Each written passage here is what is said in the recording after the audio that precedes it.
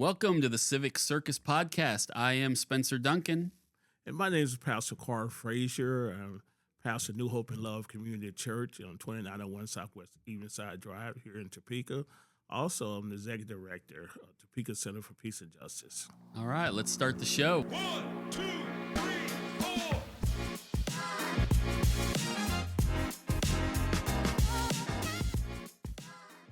Do you still do prison ministry? Yes. Matter of fact, I'm going to Augusta, Georgia in 2 weeks. Really? So you travel around to do that, not just local? Well, we have an international conference there. Oh, okay.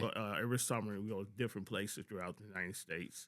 And this year it's going to be in Augusta, Georgia.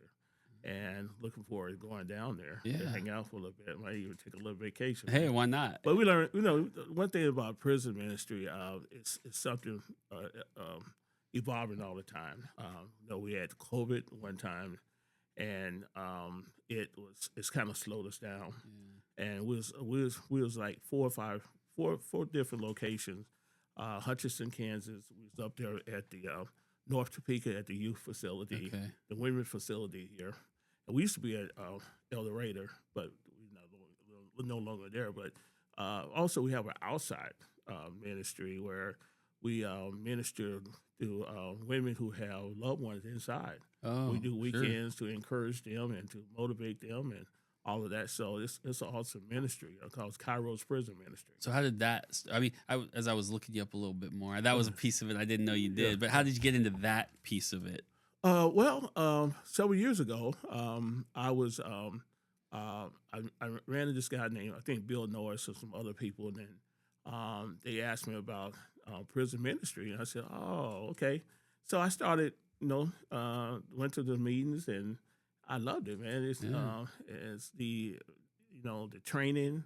I like it because some ministries you got to develop and everything, but Kairos have everything already developed and it's training and so in fact, to tell the truth about it, Spencer, that's how I got in my new church because I was at a meeting one Wednesday and this guy, I was looking for a church and one of the members said, "Hey, I met this guy and he's looking for a pastor at their church." So I called him that night, went and visited the church. I said, "Hey, this is perfect." And so anyway, I preached my sermon. No one said amen or nothing like that. So I didn't think I got it, man. So I used to amen. So anyway, so someone called me 2 or 3 weeks later and said, "You heard anything?" No. So I went by the church, just go by and pray, walk around and pray. When I walked around, I looked on the corner on the poster there, and Pastor Carl Frazier. I said, "What?" I said, "I showed up, got to pray." Good thing you drove by. If you never had, you might not have known. Then they would have wondered why you didn't show up for work. Right. So I've been very fortunate. I was at the local level doing Torch, which is Mean Youth, and then I got elevated to the state level. I was about 6 or 7 years. I was the chair of the Kairos Prison Ministry of the state of Kansas. And I enjoyed it. We doing great things. I mean, the love of people like to touch the people inside to give them the love of Christ. So that's what I'm excited about it. Man, one thing about it, they feed you real good. Yeah, and them guys want to come back every week for every time we have an event. Oh, what y'all got? What y'all feed us? Yeah, what's on the menu? And then we'll also come to church. But the main thing, we talk about different things like, take your mask off. Create masks and people out. But in real life, man, people. You look at people's face, and most of it's a mask. It's something that. They have something inside that they're trying to hide. Yeah. And so they're trying to be something that what they're not. So we try to, and most of the youth, man, they hard that, when we started that Friday during the weekend, they're hard, man. But by Saturday, man, they're hard, they're softened. Most of them accept Christ as their personal Savior. And I found out most of the time that Saturday evening, we try to have a formal sit-down meal. You'd be surprised how many youth have not sit down with their family Yeah. and how they show the love, and then they just at that time they took off their mask and try to be who they are, and we teach about forgiveness, and try to restore them. Yeah. And I think that's really important, man. Even in today's society, man. I've been even at my church. I've been talking about forgiveness and restoration and all that. We talk about it, but leadership needs to show it. Yeah. And so I'm glad that Kairos is a ministry that talk about forgiveness and all those things. So, That's tremendous. yeah. So you wear a couple hats on top of that. You both with your congregation, we'll talk about that, and then the Center for Peace and Justice, we'll talk about that. But you had a full-time job, right, for 30 plus years with the USDA as what were you, a financial analyst? Yeah, financial. So I graduated from University of Arkansas Pine Bluff as an accountant. Okay. And in 1985 or 1983, but 1985, I got recruited from the Office of Inspector General as an auditor, and I was relocated to Kansas City, Missouri. Okay. And I was an auditor for 5 years, and I went to all kind of places that I was the only color in the city. Yeah. Most of the time, man, it's be funny. You go to the North Dakota, Montana, those places. They be asking, "Are you the new auditor in town?" And I was over the farm program, doing different auditing different farm programs and things like that. Got a chance to meet a lot of farmers and climb grain bins and measure and count cows and all of that. But the funny thing, man, one of the things that we used to, on the outside of the grain bin that hit it, you tell where the grain at. Oh, yeah. So a memo came out that told us, no, you cannot tap it no more. You need to climb up and look inside and find out what the farmers was doing at that time. Some of them was taking grain out. So it was inverted. Cone, it was an inverted cone. So when you do like this, like it's full, when you go up there and look at it, it's inverted, so somebody took the grain out, man. So it was good, man. You learn a whole lot. I'm from Arkansas, and so I got a chance to see the Midwest and ride a plane for the first time, and I came from a very poor community in Star City. My father died when I was 20 months old, and so my mom did a great job of raising us, and I'm just thankful that I had an opportunity to go to college, and also opportunity to get a good job with the federal government. And I was detailed to D.C. For a while, off and on, and helped with the budget, with I work for the CFO, Chief Financial Officer, and got a chance to do a variety of things, and I've just been blessed. Had a chance to see the world, not see the world, but see the United States. All part of How many United siblings? States. Okay, so I have. It starts with OK. It's a long list. It's 8 of us. My grandmother had 12, so I know if you start with OK, it's a long list. Yeah. So it's 8 on my dad's side and 8 on my mom's side. But both of them had kids before they married. So. 8. I'm the youngest on my dad's side. He died when I was 20 months, and after later, my mom had another one. So it's made a total of 8. So, so I have 5 still living on my dad's side, 5 of us, and 3 of us still living with my mom's on my dad's side. So I love to go to Arkansas and hang out with everybody. I tell my wife, I got one brother in Chicago and everybody else in Arkansas. Oh. And I tell on my mom's side, I'm the only one live outside Arkansas. So I tell my wife all the time that, hey, I'm the only one not in Arkansas. I need to go home.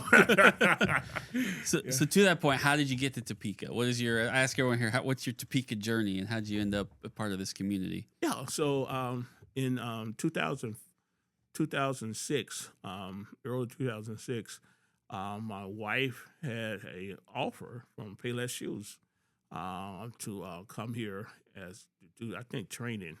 And so training one of the trainers. And funny thing, my wife, the offer was really good, but my wife knew I didn't like Kansas. Oh, yeah. So I moved to Kansas. Right, but you're on that Missouri side. And so all my friends that moved to Kansas, I used to talk about, why you don't move to Kansas? So my wife knew I didn't want to move to Kansas. So what she did was she was going back to Payless and say, "Hey, would you offer me a mileage to go back and forth from Kansas City to Topeka?" Oh no, somebody must have been praying. So I went to my wife. I said, "No, Lanessa, let's see what the relocation package is like." Yeah. And so our house sold in 3 days, and we moved in a temporary place. We bought a home and closed in September 2006 here. But at the same time, man, we had tragedy happened in our family. My wife was going through breast cancer. And after she accepted the call, a few months later, she was going through treatments and everything. So we moved here a week before Christmas, just a week of Christmas, something like that. And then Christmas morning, we spent the whole day in St. Francis Hospital. My wife got sick. But, our Topeka have been a blessing to my family and myself. Our kids have we have three. My oldest son, he didn't live here, but he lived in Washington, D.C., 42. I got 2 grandkids and my two daughters that was raised here. They're both graduated from Stormanville. I mean, still graduated from Washburn Rural. Right. I'm sorry. Graduated from Washburn Rural. And then my oldest daughter went to Fisk University and got a master's at Vanderbilt University in Nashville. My youngest daughter, she graduated from school in Claflin University in Orangeburg, South Carolina. She wanted to go all the way. My wife is from South Carolina. My wife is from South Carolina. Okay, so there was some connection there. It wasn't just totally random. South Carolina. So when my kids was in, so I graduated from predominantly black school. My wife graduated from predominantly black school. So we university, and so we my fraternity in Kansas City, they do the black college tour. Oh yeah, okay. And so we put our all kids the HBCUs and all that. Yeah. So every year we put our kids on the bus. Say, hey, you do the tour and see what you can do. So Carly was a little bit different because my wife graduated from Fisk. So she wasn't following my there's wife. a connection there. Yeah. But Emerson didn't want nothing to do with my school, didn't nothing to do with Fisk. I would find my own direction. And so she went to South. Most people have never heard of Claflin, but most people heard of South Carolina State. Sure. So South Carolina State here in Claflin across the street. Oh, okay. And so the tour was going to South Carolina State, but when Emerson saw Claflin, she asked them when they go there and look at Claflin. And that was it. Just loved it. As a matter of fact, that was her junior year. Oh, and so we didn't have to pay for the senior year of college too. I said, nope, I know what I want. I know we're going. And that's Emerson. So when she know what she wants, she know what she wants, And so her first year she got there, she met her boyfriend, and now it's her husband. See, that worked out then. It was the right choice in a lot of ways. Yeah. So. That's funny. Mm-hmm. So when you were working for USDA, at what point did you move into? I'm assuming you weren't a pastor, right? That was only 5 years ago. You started. So what was that journey for you? How did you decide that was something you wanted to do and be a part of your life? It wasn't nothing I wanted to do. Yeah. I'm telling you the truth about it. But I knew my uncle, my grandfather, on my dad's side, and had some aunts that was in ministry. So, and I had a brother on my mom's side that was in ministry.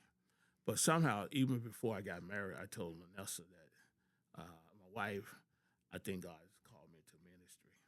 So I started working in 1985. And so so I knew God was telling me, working with me, but I would never say, I'm ready. I want to do my own thing. Yeah, figured out. And so I became a deacon at the church in Palestine Missionary Baptist Church of Jesus Christ in Kansas City, Missouri. And matter of fact, before my pastor asked me to be a deacon, my son came up during the summer and said, I just drink every once in a while. I said, Dad, why do you drink? I said, because go ahead and sit down somewhere. Right. And so that came in the back of my mind, But anyway, a couple months later, I used to drink like whiskey and Coke or something, and I didn't have no more Coke. I had plenty of whiskey. So I had gin and orange juice. Oh, and man, I drank that, and that night I got so sick. so sick. I knew that was the end of my drinking career. So all the liquor I'd have, some people give stuff away, but I said I didn't want to poison it. I just put it down the Dumped drink. it. I dumped everything. And about 2 months later, my pastor asked me would I want to be on the deacon board. And one question he asked me, you know what that question is? No, Do you drink? Oh, okay. I That makes sense. said you would have asked me Yeah. 2 months ago. Yeah. So God was preparing me. Interesting. And then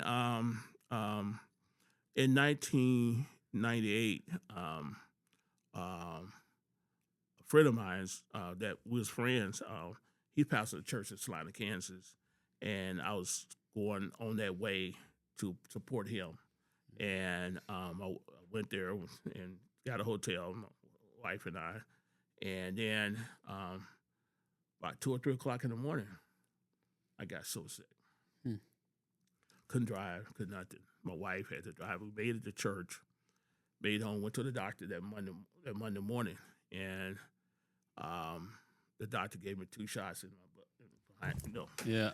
And he said, "Tell you what, if you don't feel better in the morning, don't come see me. Go straight to the hospital." Really? And so by 2 or 3 o'clock that afternoon, the Spirit of the Lord came up on me, and I just told the Lord, "I'll preach your word." And that sickness went away. Went away. I called my wife. I think I hollered at her. I called my mom, and I called my pastor. And he told me to wait a couple months. But I had to, at that time, my mom was still living. And she was going through breast cancer. And she was going through breast cancer. So we had to wait until about February of 1999. That's when I preached my first sermon. She was able to come, my whole family, siblings, most of my siblings came, able to see you. and able to come to Kansas City, and we had a nice family reunion. That's why I preached my first sermon. Then about July of 1999, I got my first church. Okay. And so I've been going ever since then. And this year I just celebrated 26 years. 26 years. Yeah. You were there. I was there. It was great. Yeah, it was. It was nice. Yeah. So got to meet some of that original church family. Yeah, it's my family. Yep. Yeah, it's my family. New pastor and all of that. So it was real nice. So the battle is, it's been difficult sometimes, but hey, I look at it as ministry, and ministry is something that you love, and no matter what you do, you're going to have ups and downs, but it's something that God is going to. Well, I'm always interested in people's calling because they're all very different. Everyone has a much different story, which is amazing for how many people. So I'm a cradle Episcopalian. Okay. Still an Episcopalian, a Catholic light or however you want to call it. Yeah. But I spent 10 years. The Episcopalians have a discernment team. So anyone who wants to be a pastor, a deacon of any, has to come to us first. Right. And we were basically a committee, and you'd meet with us over 3 or 4 times over a couple of months. And part of our job was to hear their story. We would eventually give a recommendation. Usually it was yes, of course. But part of it too was to not push back, because that's not the right, but make sure they understood, you have this calling, and that's important. But you also know that sometimes churches they are bureaucracies, and they have administrative. So try to prepare them for all that stuff that's going to frustrate you. When you just want to be there to serve people, to serve the church, to serve the Lord, that's great. But also, it was kind of our job to also. But now there's all this other stuff we're going to try to prepare you for, so that when you do get into it, you don't feel like you've made it. You don't get too bogged down with that, and you want to turn and run. And so that was fascinating for me too, over those 10 years to work with those folks before they stepped into those roles and hear their stories. And I probably learned more from them, than I ever gave to them, which was good though. I learned a lot through that process. One of the church I got, my uncle started the church way before, and one of his deacons that he ordained, it encouraged me because you always don't have trials and tribulations. So when things not going right, it's good to have an older person let you know that we've been through this one time, and we went through it, and we're gonna go through it again. Everything going to be all right. Yeah. So I like older people hanging out with me with ministry because they've been through a whole lot. Yeah, because you need a support system too. I got a friend up in Kansas City, and he was a youth pastor for many years, and now he works for an organization that basically does that. They're the support. They go in and work with other youth pastors, but they're Right. also there just to be like, I'm not a part of your community, and sometimes you need an outlet to just vent or or get a new perspective, and he does that now. It's fascinating too to talk to him about that kind of work, because you forget you're people too, and even though you're serving the Lord, you have your bad days and good days and frustrations, and not all parishioners are easy, because that's life. One of the things I learned when I was in Kansas City, you never know all the places that you need to connect with, and so I'll always remember this. One guy came to my church and said, "Hey, I need to go to a rehab." I didn't know no rehab. Yeah, you're like, I want to help you. So he came in I said, "Wait, I can show you where they at." So we went to two or three places, and this one was full, this one full. So by hanging out with him, I knew what most of the Then you rehab learned places. something too. So what I'm saying is, in the church, not everything is in the four walls. Yeah. It's things you got to learn beyond the four walls. And a lot of times people think church is just inside. Right. It's not. It's not. It's not. That's reading.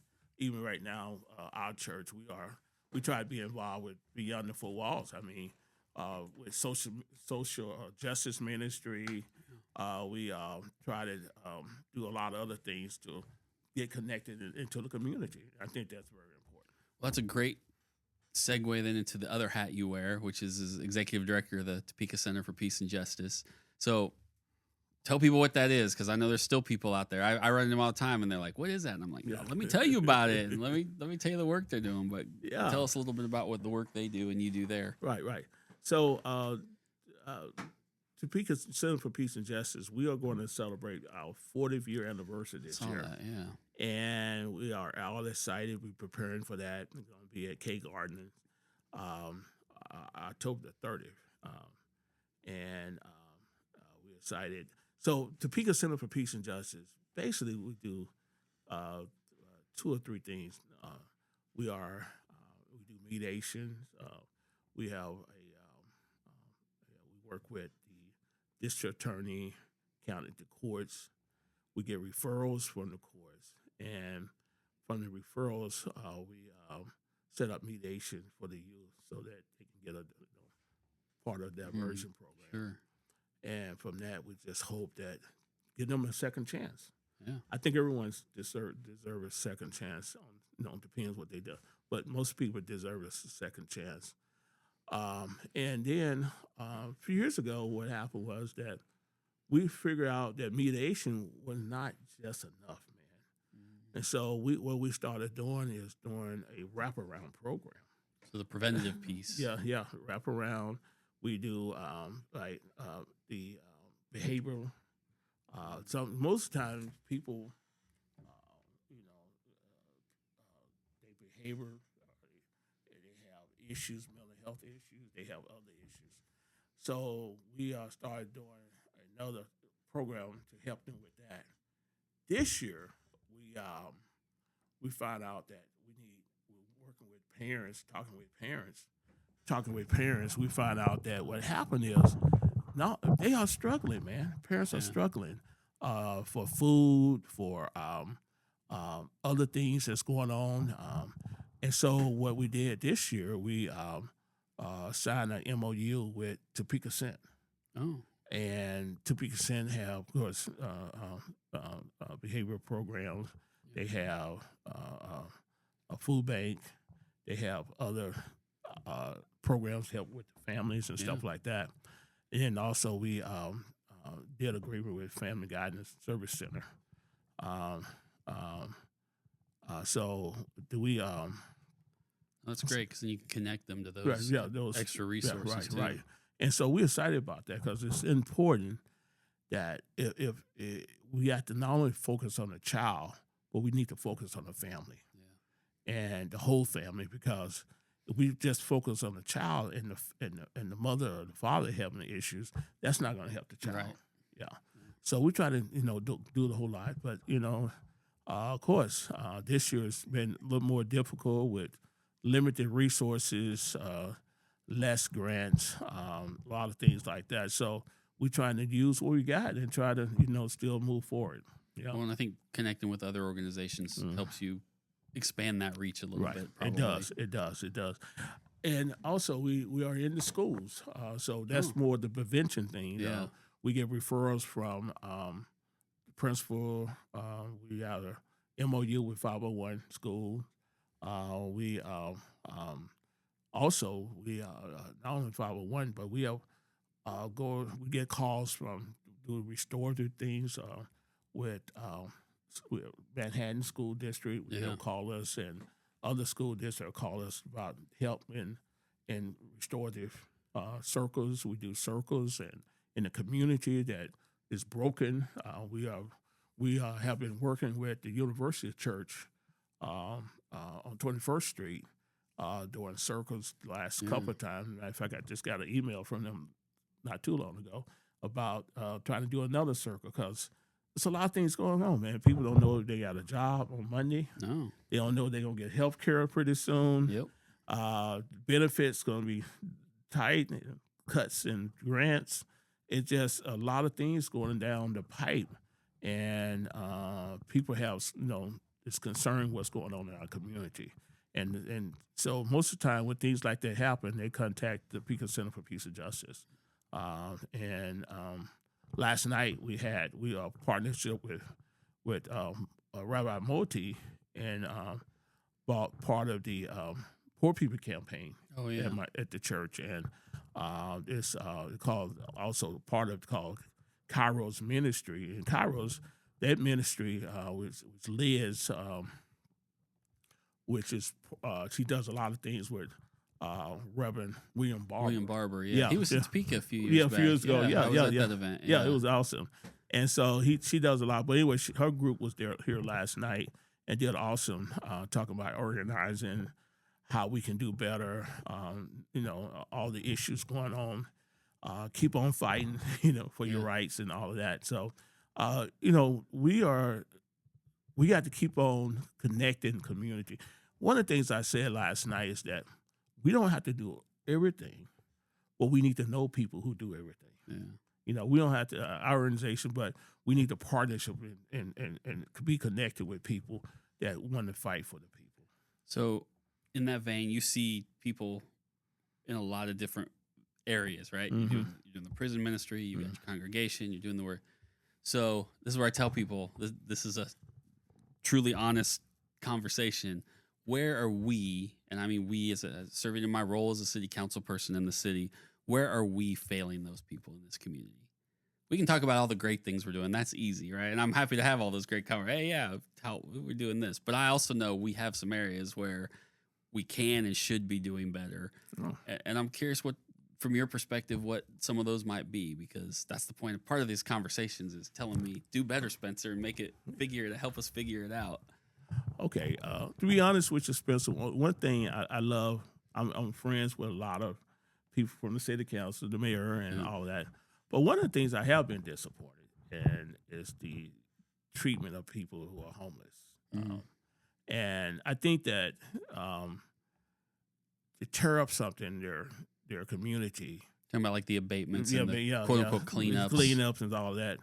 I think we need to find a place. I mean, they just going to go somewhere else. Those haven't those haven't driven anyone from the city. We're just moving the pieces around because they still don't have anywhere else to go. Right. So a while back, I sent something to, I don't know, the mayor or something about what LA is doing. LA is the mayor there refused to move anyone unless they can find a place for them. Oh. And so I think that if I can find the article, I send it to you. But I think it's important that we find a place. I think, I hear that Lawrence doing a decent job. I mean, we can never do 100%, but I don't think we're doing 25%. No, I mean, everyone says we're never going to get to what they call zero. What they call is the functional zero. Right. The problem is we now have 500 to 600 homeless individuals, so our capacity has gotten not able to manage it. Right. And as sad as this sounds, if we could get it back down to that less than 200, then it becomes easier for us to provide services. Right. So to your point, what can we do to reduce that number and make it manageable to help people? So I think many communities, or doing my research, even I saw across from Harbor Freight, they have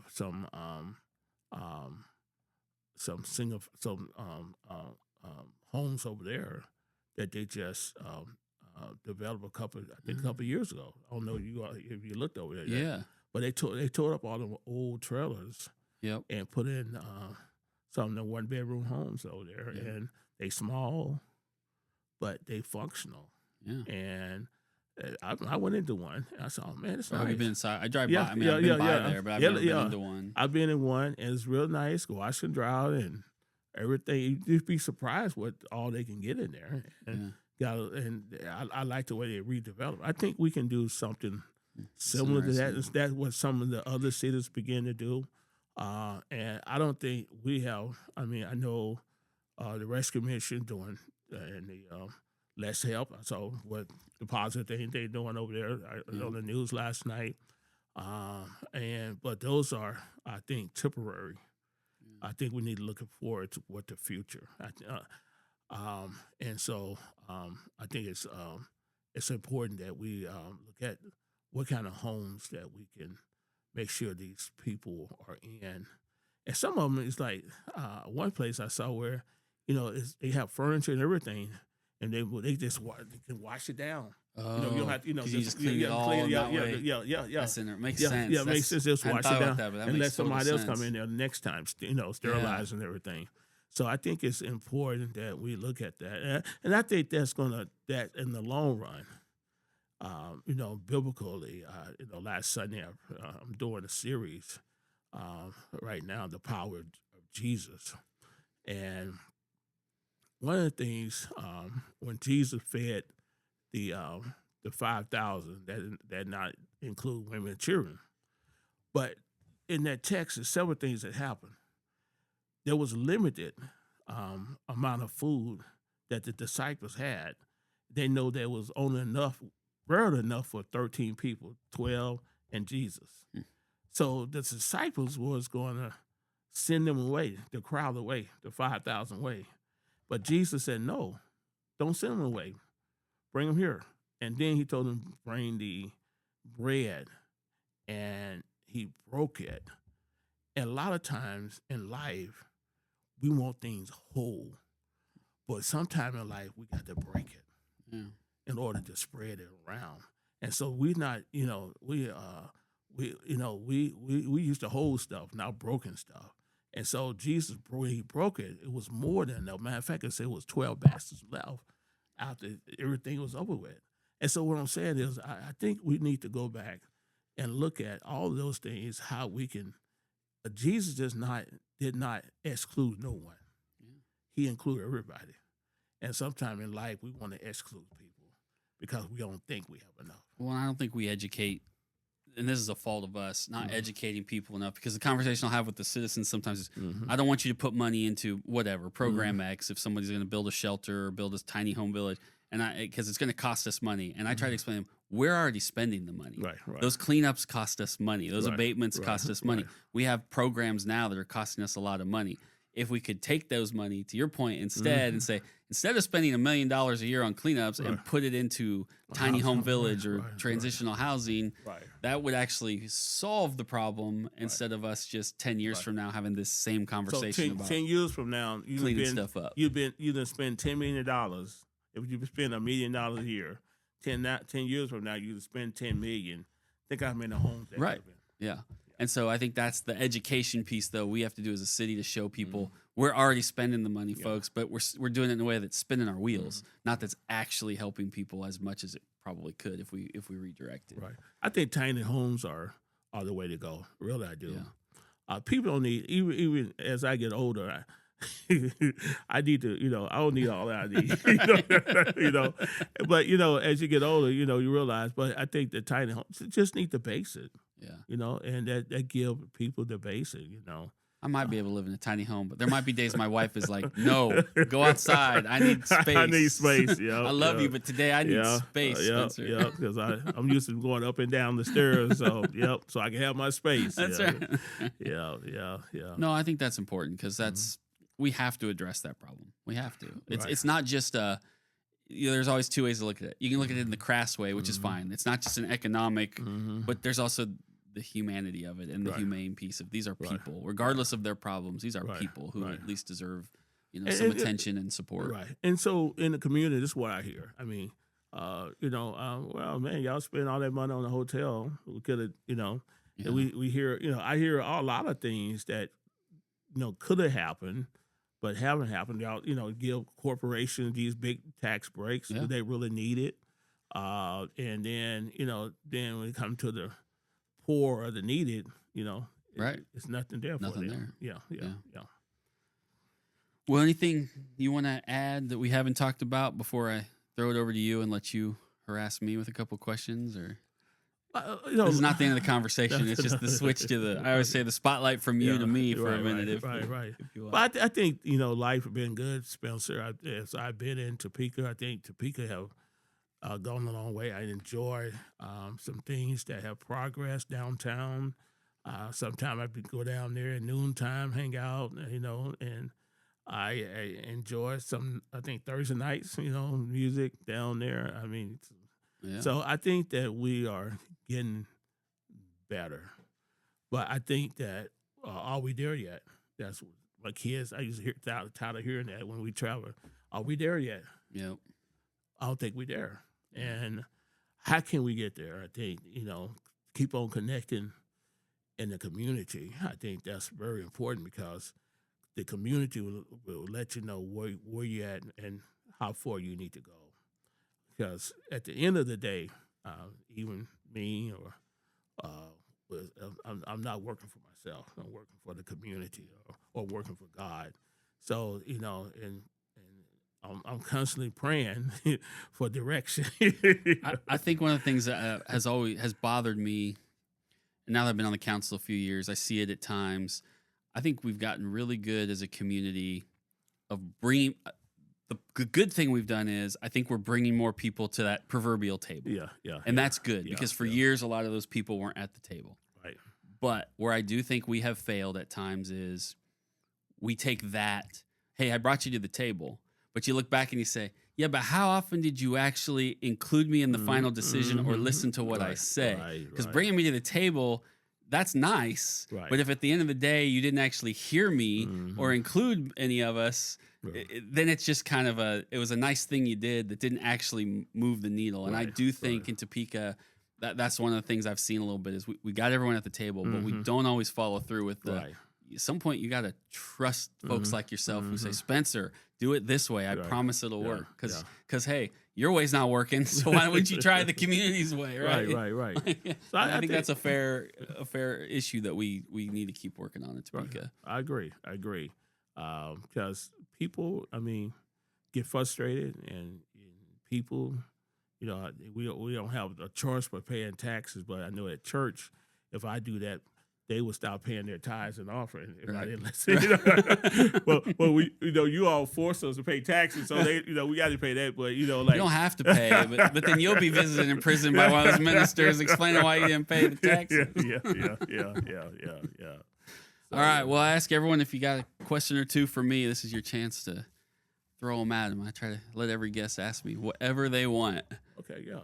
So my question is to you, Spencer, is that what do you think Topeka should look like from 3 years, 5 years, even 10 years from now?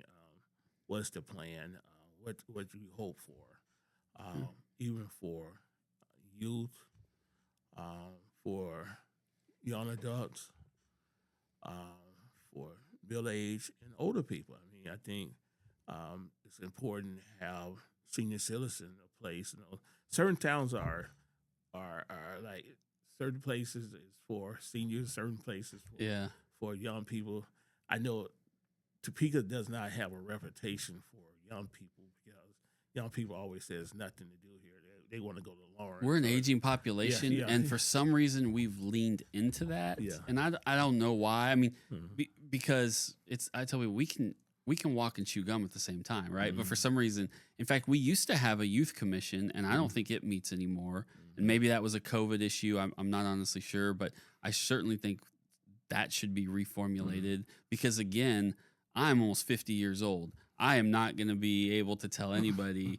I think I said I was we had a bunch of interns in here, college age, for the police department, and I had lunch with them, and they were telling us what they do, and I'm like, but is that in Topeka? No, we're going to these other. Right. So we can cultivate that for the youth. But again, the point, we got to listen to them, not do what Spencer thinks they're going to like. Right. Because this almost 50-year-old isn't going to know, right? Right.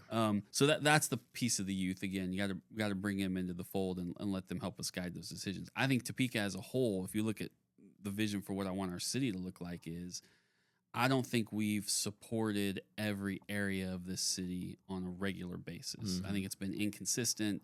There's been times where it has. I mean, I grew up here, so I tell folks I got friends and family in every community. I spend time in every community.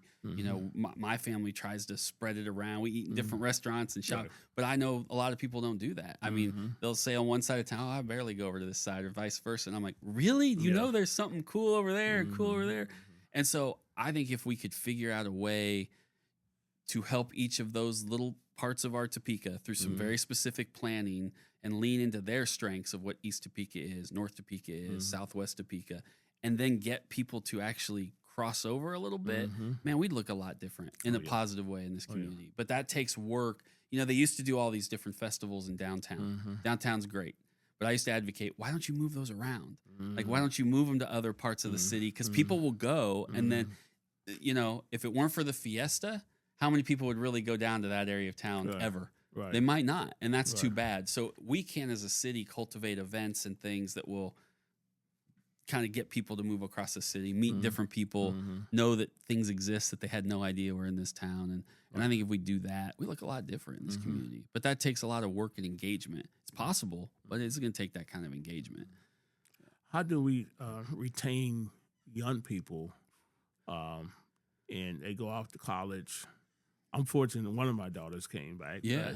But how do we attract them back into the city? Yeah, and I'm a person who temporarily left. When I graduated from KU, I went to Austin, Texas, and then North Carolina, and then ended up back in Kansas because I ended up in Emporia, and then came back here and got my master's degree. So, who knows? I might have, how that trajectory might have worked, Right. I think that for a town that has a college university of 5,000 people, we treat Washburn well, the university and the kids there. But man, we don't do a lot to try to keep them here. I mean, I think we really need to show them that there's whatever they want to do, whatever it is, you can probably do it, if not in Topeka, in the surrounding area to stay here. Right. I mean, you can't be an astronaut in Kansas. I got that, right? I mean, so, okay, it's not maybe every job, Right. but there's a lot of things going on in this community, and I don't think we show those 5,000 students at Washburn on a regular basis. I don't think we welcome them very well sometimes. They feel like they live on this island. They go to school. They live here. They stick there. I don't think we integrate them very well into our business community to show them, hey, why aren't you, whether through internship or opportunities with these folks, stay here. You can do it here. At the very least, have a good enough experience that if they do leave, they say, well, my goal someday is to end up back there. This is my opportunity today, but I'm going to go back to Topeka. Right. I think that's how we have to do it. Yeah. And we have to get them young too. I go talk to high school classes. There's some government classes that go in there, and I usually flip it on them. I'm like, are you going to stay here? And usually half the room or more is like, no. And I say, why? Tell me why, and let's see if we can fix that. Right. Tell me why you won't stay here. And 9 times out of 10, it's, well, I can't be a designer here. And I'm like, yeah, you can. Let me connect you with this person. Right. Right. Yeah. And that's a good segue. Is that I think it's the connection, man. A lot of people don't have resources, nor do they know where the resources at. And I was blessed to be on the board of I was blessed to be on the board of CRC. Oh yeah. And I knew about their network and their how to be connected and all the information. But I think a lot of people leave here because they feel like they're not connected. Yeah. So I think it's important that we find a way to connect, like you said, communities, young people, and salaries. Yep. That's worth staying here. Yeah. And I think one thing I tell everybody that The reason I'm still in Topeka, I don't have a family. I'm raising a family, but it's a good place to raise a family. It is. I mean, good schools and all that. So that's what I enjoy about being in Topeka. That's the reason I stayed here so long, because I thought it was an excellent place, and you don't have to deal with traffic. Right, you can get everywhere in 15 minutes at worst, maybe 20 if there's kind of construction. Sorry about that. Yeah, and that makes a big difference too. Which is why I'm always amazed when people say, "Oh, all the way across town." I'm like, "All the way across town is 12 minutes. What are you talking about?" Yeah. I was able to go over there in 12 minutes and had a great time. Right. Wasn't that far to Garfield Park, people? Let's go. Listen to some music this summer. Yep. Yeah, I think that's the key. Is we do not engage that university in terms of the students themselves. So you're right. They come here and they don't feel that connection to the city. They feel a connection to Washburn, but they don't feel a connection to Topeka. Right. And again, that can be cultivated. But Right. It takes some work on our part to actually do it. Yeah, I was at lunch today at J Rock, and there was four guys there. I knew they was. I mean, these guys were beef, man. It was beef, man. And so I talked to them, and they're from all over the place, Dallas and different places, coming to play football. Yep. So I welcome them here, and I said, man, and I was excited for them, and I said, well, and that's one of the things that I think as we meet them, we got to make a conversation, and say, hey, welcome, and how can we help you, there anything you might need, right? So I'm always willing to that. Sometimes my family say, "You talk all the time." Yeah. And keep on talking. I might find them my cousin or something. You never know. There might be a connection there. Well, one of the things we always try to do too is take up an issue that kind of either the council's dealing with, or even if it's just my own. Well, not my personal issues. I won't burden you with those. But I did want to talk to you, and we've talked about it a little bit, but part of the connection between government and nonprofits and religious institutions, because it's the nonprofits and religious institutions, churches, that are doing a lot of the community lifting. I mean, whether it's through those programs we've already talked about, things that government needs to make the community better. And so then we struggle, I think, as a government sometimes to decide, where do I put what resources I have? Do I create my own program? I'm on the side that says, no, I need to partner with my nonprofits and my churches. Nonprofits is a little easier. Sometimes people get raise a little eyebrow if you say you want to invest in a church program. But I've always said, as long as it's going to their program and not to their parish, right? In that sense, then what's the problem? But I'm curious how your view on how Topeka can better maybe invest in what's already there and the work, whether it's that you're doing through the Center for Peace and Justice or other communities, versus us always trying to think we can do it better, or at least do it the same as what you folks in the community are doing. I think that number one, most nonprofits are already doing the work. Even some churches have some nice programs for the youth in the community. I think it's very important that realize that we have limited resources, and it's hard to run those programs unless we get help. And I'm going to say this, that, I appreciate the opera dollars that helped out a lot of nonprofit organizations in the city to boost some of the things they want to do. But once those dollars are dried up, now what's next? What's next? And so right now, a lot of nonprofits, we are at a stage of what's next, and how can we continue to survive in a climate or season like this, and I'm going to say season because most times seasons are temporary, and so the old folks said, if you're in a storm, you're going through a storm, or you already been through or you're in a storm. So anyway, most nonprofits probably in a storm or going through a storm, and so we are trying to get out of the storm. So it's a good season to help some of the nonprofits and trying to help their programs to continue because of the limited resources that are out there right now. Well, and you folks, nonprofit, they make $1 go farther than the government does. That's just a fact. We got so much bureaucracy sometimes. By the time we trickle it down, it's a couple pennies finally get to the community. The rest was spent on all the other stuff. And I do look at, as we talked about, the homelessness issue, and I think as I look at violence prevention, I think we have a lot of good groups working on those two things. That if we would redivert some of our resources to those programs, we'd see a lot more success than what we're trying to do internally at the city. Yeah, I believe there's a lot of organizations right now doing some great work, and also that great work is competing for the same dollars. Yep. And so I just hope there's not, I'm not saying the word fight, but competition. Yeah. Stiff competition. Right. And that's really, the normal dollars that you think, nobody, nothing guaranteed these days. But the normal dollars that you thought that you had, that's not guaranteed anymore. And so I think if the city has some dollars and even with United Way, we are, it's hard. I mean, because so many applications. There are, and it's got a scoring system, and right. It's not perfect, and it's got a few. Right. Yeah, we didn't apply for that the last 2 or 3 years and still haven't. We thank you, but okay, but yeah. So, and then you spend a lot of money, a lot of time, and resources trying to apply for these grants, and then you don't even, get them. So it's somewhat a letdown. But but you got to push, keep on pushing. Yeah, and to that point too, we have a city grant writer, and obviously there's supposed to focus on city stuff, but I think they could offer some of that support for our community partners to also sometimes say, maybe we can't write the whole grant for you, but let me come in and help you to give you hey, did you think about this and this? Because writing grants is hard.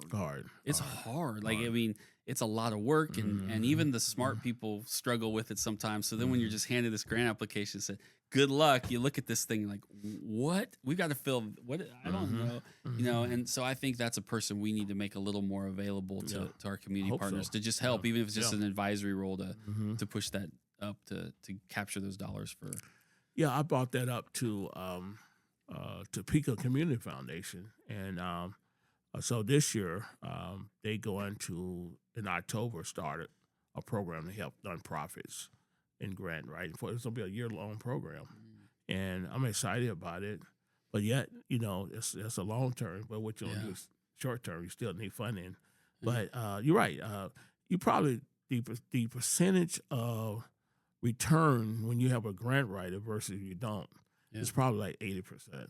It's high, man. Right. Because you don't have the details that a grant writer probably have in their report. I've seen a model, and I just saw this actually this past week, where some cities across the country have worked with their counties, their cities, and they've basically created a team of grant writers. So they hire 2 or 3 grant writers, and then their role as a collective is to do just that as a group. It's to help the community, the city, the county, just be this grant team. And they've seen upticks in the federal dollars they're getting, their state dollars, and then the private foundation dollars, because you get these smart people in a room who know that, and they can drive that, they're that engine that's helping the whole community. And so I'm going to take another look at that and see if I can talk to my friends at the county and say, folks, why would we not do this? If it works and it can bring us all more money into the community, let's do it. Let's do it.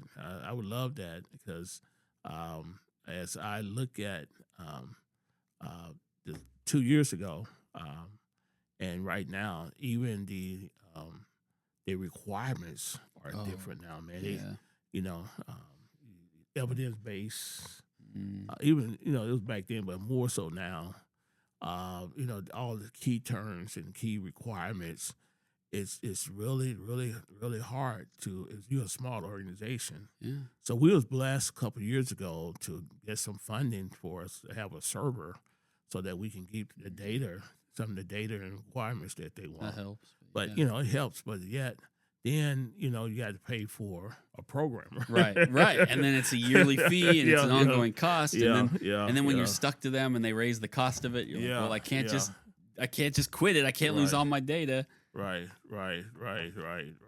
That's so true, man. So it's crazy. It's crazy. All right. Well, every week here too, we do an email I let the guests read it. This is the emails I get throughout the week. I pick one and let you read it, and then I'll try to answer the question because usually it's something several people are asking instead of one person. So go for it. Revenue neutral rate. Okay, hi, Councilman. A lot of talk recently about the revenue neutral rate. What is that? I get that question a lot. In fact, we just had a meeting this week, and we were talking about it's related to property tax. So the revenue neutral rate was created by the state of Kansas about 5 years ago. And what it says is every year the county treasurer sends to the city what they say our mill levy should be if we weren't going to collect any of the new money in the new valuations. So, for instance, this year I think property valuations went up about 4.5%. If we stayed at the revenue neutral rate, we wouldn't capture that percent. And that would mean that for at least on the city piece, your property tax would not increase from the city. And so there's the revenue neutral rate, which is that rate. There's the rate we're going to charge, and we have to notify the citizens of that. They'll get a notice, and they'll get this. You get this property tax statement now that says if the city stayed revenue neutral, the mill levy would be this. Here's what their current mill levy is, and here's what they're proposing for the next year. And then sometimes some cities stay revenue neutral. That's that. And others, like Topeka, we voted to at least consider maybe staying slightly above the revenue neutral rate. And we're going to have that conversation over the next 4 months. But that is basically as clear as mud what the revenue neutral rate is it's all related to property tax. And it's this magic number the state created because we don't control the property valuations in the city. That's all county and state driven. But we obviously have to adjust to that because when valuations go up, your property taxes go up. So it's a little confusing and complicated. Can you protest or question or the rate of your taxes? Yeah. So there's two answers to that. So on the revenue neutral rate, we will send our notice as a city to the county that says we're going to have a hearing for the public. It'll be at the end of August. Actually, August 26th is when the city's hearing will be. So from that perspective, citizens can show up and tell us what they think about us going above the revenue neutral rate. The flip side is when you get a valuation, you can protest it with the Board of Tax Appeals to say, I think this is too high. Here's my reasons why. And some of those appeals, I don't know. I think more win than you think, but it's obviously less people win those than do. Right. I think part of the problem with those is right now you have 30 days to appeal that. Okay. But the problem is with the mail today, they send out the letter, it's dated, you get it 2 weeks later, and I think people don't have enough time to process, should I appeal this? I've argued the state needs to extend that to like 45 or 60 days. Yeah, definitely. Board of Tax Appeals doesn't want that because that means more people will probably protest their property taxes, but there should be a little more time for people to actually protest it, I think. I think citizen is not too upset with some raises, but the problem is, okay, you're just going to get a utilities, electric spending raise. Then I think if I moved here in 2006, my water bill was like $6 or $7. Now it's $125. Yeah, it's crazy. Now, I can stand on my little higher chair because I did not like the last water rate increase we did. I voted myself and Councilman Valdivia-Alcala and Ortiz voted against it. And it wasn't that we understand that money does go to pay for infrastructure, and then we have to have new water pipes. We have areas that still are crumbling up on 100-year-old pipes, and that's expensive. In fact, it's a couple $100 per foot just to do a water line. So when you have to do miles of it, that adds up quickly. So we know we have to pay for stuff, which means you have to have a water bill.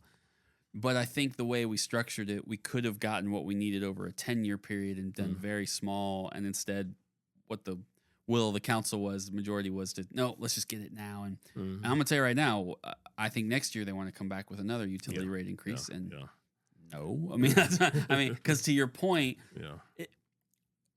I do think we have a responsibility to look at the collective. Right. I mean, I understand that I'm not in charge of your electric bill, but I also recognize it keeps going up, right? I'm not in charge of gas prices, but it keeps going up. I can't control inflation and food.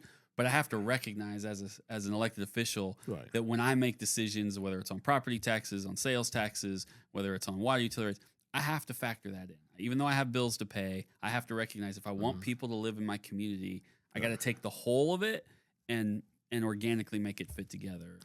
I think too much of it's done in a vacuum where they say, well, we need money, just raise the taxes. Right. Well, who are we going to get it from? Right. My concern is more people on Social Security that have very limited income, and we keep on raising. I mean, how can you really you're making people homeless? Right. They can't do it. I mean, we did create, but it runs out every year. We did create a fund so people can get utility rate assistance. That's great, but usually it only helps you for a couple months because we can't pay for all the bills. We did start a property tax rebate program, but it's for older citizens, and you have to have an income. So those things are nice, but to your point, they're not helping people long term stay in their houses and want to stay in Topeka. They're eventually just going to leave. Right. And as we talked about earlier, that's what we're trying to stop. We're trying to keep people here. Now, there's a program here. I know back in Arkansas, I bought a home years ago there, second home. And for the seniors, the utility stayed the same. No, the property tax. We don't. There's been talk about we can't. So what's frustrating is, I will say this: I can't control that as a city. Yeah. But I do think the state should look. There's various names for it. We currently have the Homestead Act, which helps you get money back. But extending that, to your point, would be once you hit a certain age at an income level, why not freeze your property tax rate? And then the minute you sell the house, that's fine. But to your point, then it's helping people. And in theory, I think the numbers show that wouldn't be that big of a financial hit to the state and even the city, because they're already getting the money reimbursed to them. So it'd just be a different way. They just wouldn't have to pay up front. Right. Yeah. Because the problem we have in Shawnee County is, this is going to change next year, but this year we have 8 property taxing entities. The county, the school district, the city. We have an airport authority. We have a bus metro authority. The library gets some. I'm forgetting someone. The state of Kansas has one, and that's going to go away next year for 1%. But so there's 8. So even when we do things like lower our mill levy, if everyone else doesn't do it, the property taxes still go up. Right. And so I've tried to get some of those other tax entities. I wish they would do the rebate program like the city does, so that a lot of those people who are low income and older don't have to pay any property taxes, basically. Quick question. So when the state reduced their food tax, why did the city and county didn't? Yeah, so that was a request by cities to so for Topeka, I'll give you an example. That would be about $6 million to our budget. So that was why. I mean, the cities said, now here's where I think the state needs to change the law. Every sales tax has to be approved by citizens. So all the local sales tax that's collected was at one point voted on by the people. Sure, we're willing to pay that.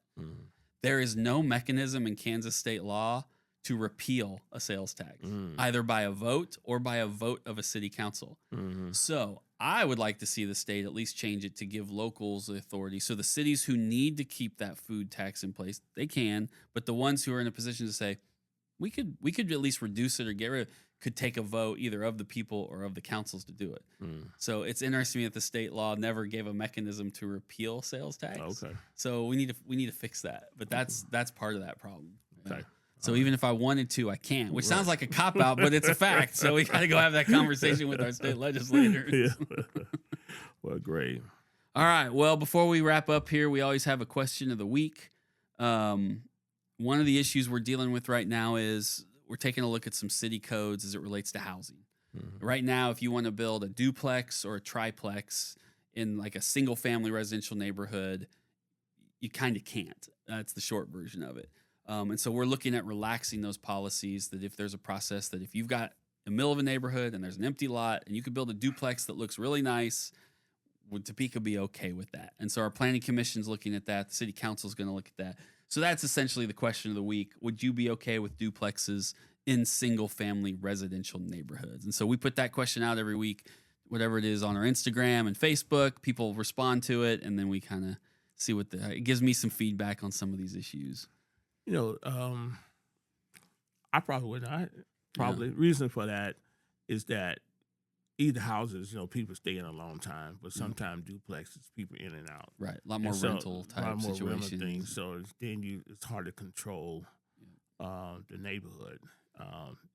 So I prefer not to have that in my neighborhood, but I have seen a lot of neighborhoods with that. Yeah. And it been, stabilized, Yeah. and still looking good. But me personally, I probably would not like that. I think a lot of people can almost live with duplexes. It's when you start talking about triplexes, quadruplexes, and they're like, "Whoa, what do we? Wait a minute, That seems almost like an apartment. I don't know that we want that much in one little acre of land or half acre here on the property." So that's the question of the week. People can check it out on Instagram and Facebook. This is it, man. Anything else you want to add before we check out? No, I enjoyed it. Thank you for I'm glad inviting you came. me. I really appreciate it. So, well, that is the Civic Circus, and thank you, everybody.